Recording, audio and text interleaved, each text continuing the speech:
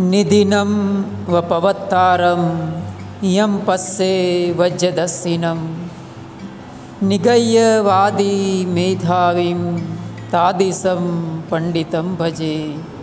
तादृशं भज्यमानस्य सेयो होते न पापियो, सेयो होते न पापियो। सभी श्रद्धावान उपासक उपासिकाओं को मंगल बोधि भंते की ओर से खूब खूब मंगल मैत्री और साधुवाद। शुरुआत में जो मैंने गाथा बताई वो एक राधे नाम का स्थविर था भगवान तथागत बुद्ध के शासन काल में। उसके अनुसंधान में ये गाथा बताई गई थी। तो इस वीडियो में हम जानते हैं कि आखिर उस गाथा के पीछे कौन सा तथ्य छुपा हुआ है।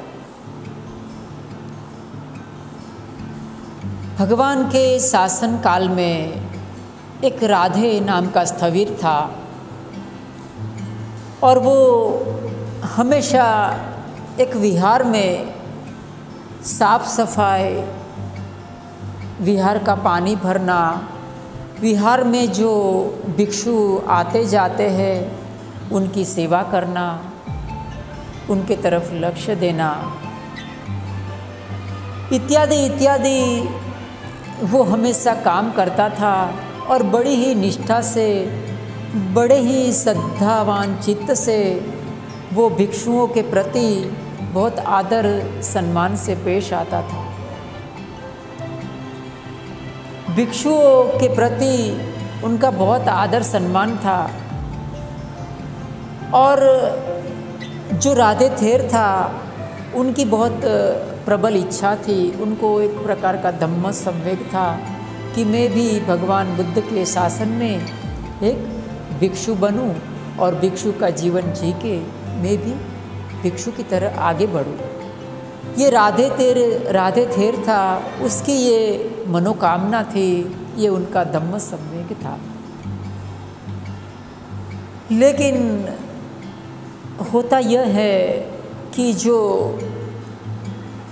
उस समय के जो भिक्षु भिक्षुणियाँ थे, संघ थे, उनको किसी भी कारण से उनकी पवज्जा देने में उत्सुक नहीं थे। तो तथागत बुद्ध के पास ये बात जाती है और उनको पूछते हैं कि भगवान, ये राधे थेर को प्रबज्जा चाहिए तो उनको प्रबज्जा मिलनी चाहिए या नहीं। तो तथागत अपने बोधि चक्षु से देखते हैं कि जो राधे थेर था उनकी बहुत अच्छी पुण्य पारमी थी और वो अरहंत बनने के काबिल था। ऐसा अपने बोधि चक्षु से देखते हैं और वो तय करते हैं कि उनको पवज्जा मिलना चाहिए। तो भगवान तथागत सभी भिक्षु संघ को पूछते हैं कि आज जो राधे थेर हैं उसने आप सबके प्रति कभी एक छोटा सा भी दान दिया है? उनकी कोई छोटे से भी दान पारमी आपको याद आ रही है क्या? तो क्योंकि जो राधे थेर था वो एक गरीब इंसान था। वो गरीब होने के कारण वो कभी दान देने का इतना उसके घटनाएं नहीं थी। तो कोई भी भिक्षु भिक्षुणियाँ उनकी तरफेण नहीं करते हैं, कुछ नहीं बोलते हैं। ऐसे में जो भगवान तथागत बुद्ध के शासन काल के तथागत के जो दाएं हाथ थे, जिनको कहा जाता है कि प्रज्ञावान भिक्षुओं में जिसको अग्र की उपाधि दी गई थी, ऐसे महाप्रज्ञावान रात्रियों के जानकार सारिपुत्र आगे आते हैं और कहते हैं कि जी भगवान, एक बार ऐसा हुआ था कि मैं भिक्षाटन करने के लिए गया था और मुझे ये जो राधे थेर है उसने एक कड़छी भर मुझे चावल दिए थे। तो वो राधे थेर था, भगवान इतना ही चाहते थे कि उसका कोई भी छोटा सा दान का पारमी हो। और फिर होता यह है कि भगवान तथागत बुद्ध के शासन काल में राधे थेर को प्रबज्जा मिलती है और प्रबज्जा दे के जो सारिपुत्र हैं उनको उनके हाथ नीचे वो अरहंत्व पद को प्राप्त करता है। तो किस तरह से ये जो सारिपुत्र थे वो भगवान तथागत के शासन काल में किस तरह के उनकी उपकार की भावना थी, वो छोटे से छोटे उपकार को किस तरह से याद रखते थे। ये जो भगवान तथागत के दाएं हाथ के रूप में जो सारिपुत्र थे, उनके अनुलक्ष्य में बहुत सारे सूत्र हैं, बहुत सारे सूत्र उनके जीवन की घटनाओं को वर्णन करते हैं और तथागत के शासन में वो अनेक जन्मों से वो कभी शिष्य के रूप में, तो कभी उसके गुरु के रूप में, कभी उसके परिचारक के रूप में, हमेशा वो तथागत के साथ साथ सारिपुत्र रहते थे। तो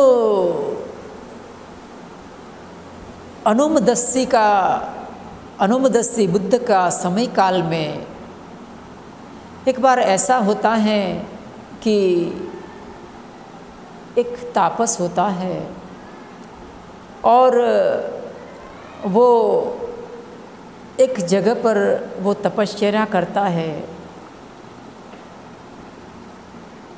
तो तपस्या करता है तो उस समय जो बुद्ध थे अनुमदस्सी, वो अपने बोधि चक्षु से देखते हैं कि ये जो तापस हैं वो आगे जाकर बहुत बड़ा नाम कमाएगा, वो आगे जाकर अरहंत की प्राप्ति करेगा, उसकी बहुत पुण्य पारमी है। अपने बोधि चक्षु से वो देखते हैं तो जो तापस था, जो एक गुफा में बैठकर ध्यान लगा रहा था, उसके सामने अनुमदस्सी भगवान बुद्ध उपस्थित होते हैं। तो जो तापस था वो तथागत की, भगवान बुद्ध की वंदना करता है और वो अपने एक तरह का उसके पास जो चमत्कारिक शक्ति थी उसके आधार लेकर वो अपने कहते हैं कि 74,000 अपने अनुयायियों को वो निमंत्रित करता है और वो सब आकर वो तथागत जो अनुमदस्सी बुद्ध थे उनकी वंदना करते हैं। तो जो अनुमदस्सी बुद्ध थे वो भी अपने पास जो रिद्धि बल था उसका उपयोग करके अपने 1,00,000 भिक्षुओं को वो वहाँ बुलाते हैं और जो 1,00,000 भिक्षु थे वो सब के सब अरहंत थे। सब अरहंत भिक्षुओं को वो स्थान पर वो बुलाते हैं अपने एक चमत्कारिक शक्ति से। सब 1,00,000 भिक्षु उधर आते हैं। ये देख के जो तापस था वो उनसे बहुत प्रभावित होता है और सब अरहंत भिक्षुओं की वंदना करने के लिए वो अपनी जो रिद्धि बल था उसका उपयोग करके पूरा फूलों का ढेर लगा देता है। जो अनुमदस्सी बुद्ध थे उनके जो शिष्य थे उनको बैठने के लिए वो पूरा फूलों का ढेर लगा देते हैं और उनको विनती करते हैं कि आप सब इस फूलों के ढेर पर बैठकर आप ध्यान साधना करिए। तो जो अनुमदस्सी बुद्ध थे, उनके 1 लाख भिक्षुओं थे, वो सब जो फूलों का ढेर था उसके पर बैठते हैं और ध्यान में वो प्रवेश करते हैं। कहते हैं कि 7 दिन और 7 रात्रि तक वो फूलों के ढेर पर बैठे बैठे वो समाधि की अवस्था में रहते हैं। अपने 1 लाख भिक्षुओं के साथ तथागत अनुमदस्सी बुद्ध 7 दिन 7 रात्रि तक ध्यान की अवस्था में रहते हैं, समाधि की अवस्था में रहते हैं। उसके दौरान कहते हैं कि जो ये तापस था वो अनुमदस्सी बुद्ध के ऊपर छाता धर के खड़ा रहता है और उसके जो भी उनके अनुयायी थे, शिष्य थे, वो सब के सब एक सब भिक्षुओं के ऊपर छाता लेके खड़े रहते थे। सब ने एक अरहंत भिक्षुओं के ऊपर छाता धारण करके खड़े रहे थे। कहते हैं कि 7 दिन और 7 रात्रि तक, जब तक अनुमदस्सी बुद्ध और उनके 1 लाख अरहंत भिक्षु समाधि में से बाहर नहीं आए, तब तक वो छाता धारण करके उनके ऊपर वो खड़े रहे। जब 7 दिन और 7 रात्रि खत्म होने के बाद जब वो समाधि में से बाहर आते हैं तो देखते हैं कि जो तापस था वो उनके ऊपर छाता धारण किए हुए है और उनके सारे 74,000 जो अनुयायी थे वो भी सारे अरहंत भिक्षुओं के ऊपर छाता धारण किए हुए हैं। तो ये देखकर अनुमदस्सी बुद्ध बहुत प्रसन्न होते हैं और समाधि में से जागकर जो अपना प्रमुख शिष्य था, अनुमा उसका नाम था, उनको वो धम्मदेशना देने के लिए उनको प्रेरित करते हैं। तो कहते हैं कि अनुमा जो उनका प्रमुख शिष्य था, उनका दायां हाथ था, वो अच्छी तरह से धम्मदेशना देता है और धम्मदेशना उनकी ख़त्म होती है। तो अनुमदस्सी बुद्ध अपने दूसरे जो शिष्य थे, दूसरा अरहंत भिक्षु था जो कि उनका बायां हाथ था, उनको वो धम्मदेशना देने के लिए प्रेरित करते हैं, जिसका नाम सिवद्धन था। तो वो भी धम्मदेशना देता है और कहते हैं कि जब ये दोनों उनके प्रमुख शिष्य धम्मदेशना ख़त्म करते हैं तो जो तापस था उनके सारे के सारे अनुयायी अरहंत्व को प्राप्त करते हैं। अरहंत्व को वो प्राप्त करके वो जीवन मुक्त बन जाते हैं और तथागत अनुमदस्सी की शरण में चले जाते हैं। लेकिन जो तापस था वो अरहंत पद को प्राप्त नहीं कर सकता है। तो ये बात अनुमदस्सी तथागत बुद्ध को मालूम पड़ती है और वो उनको पूछते हैं कि जो तापस था, उनको पूछते हैं कि तुम्हारी क्या इच्छा है, संकल्प क्या है, तुम क्यों नहीं अरहंत बने। तो वो कहता है कि मैं 7 दिन और 7 रात्रि तक जब भी मैं छाता धारण किए हुए आपके ऊपर खड़ा था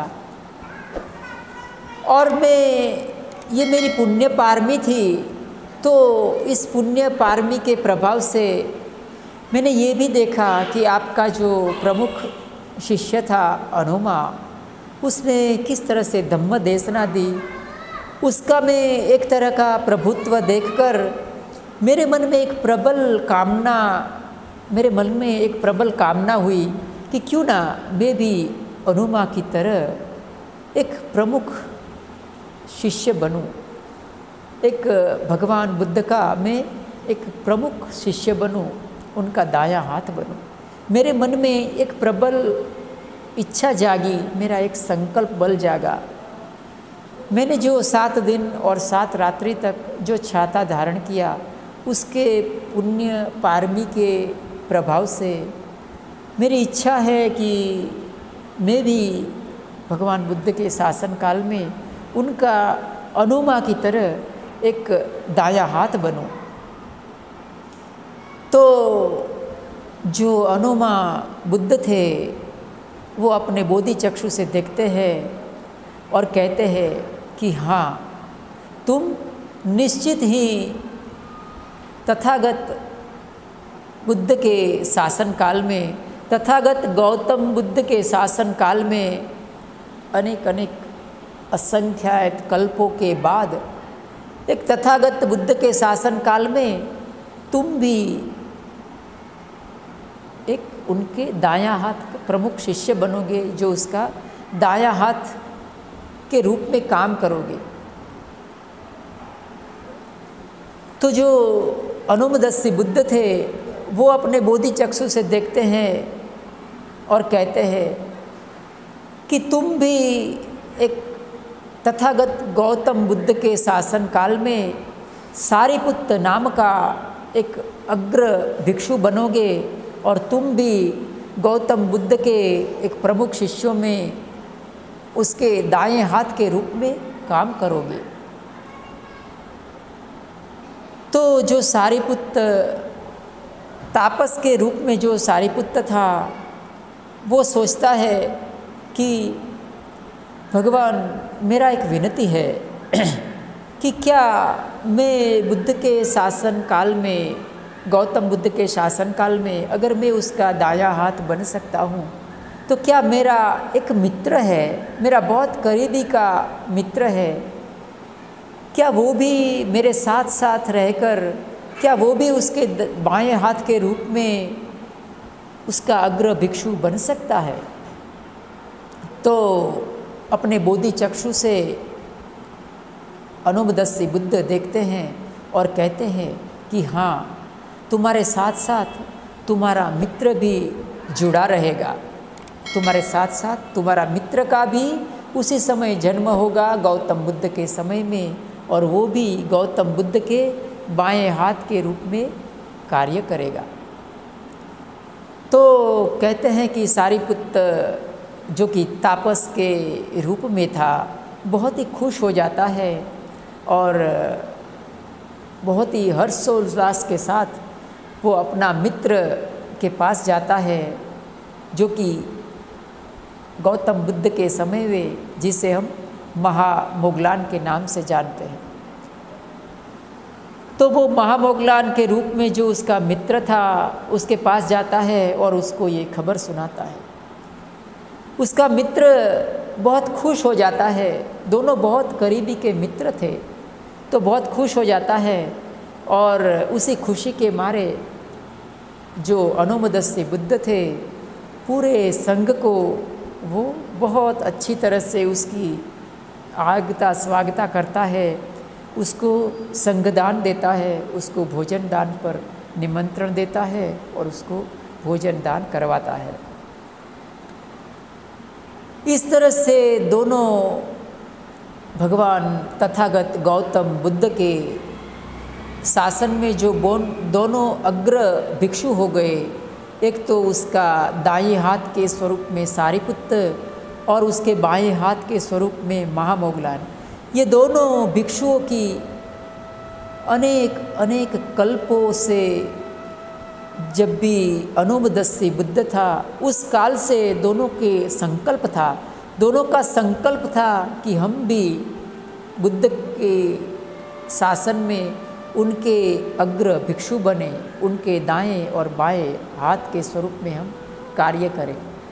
तो उनके संकल्प बल को पूरा करते करते करते अनेक कल्प तक उन्होंने पारमिताएँ पूर्ण की और तथागत बुद्ध के शासन में सारिपुत्त और महामोगलायन दोनों जन्म लेते हैं और दोनों मित्र साथ साथ आगे बढ़कर तथागत बुद्ध के शासन में दोनों अग्र भिक्षु बन जाते हैं।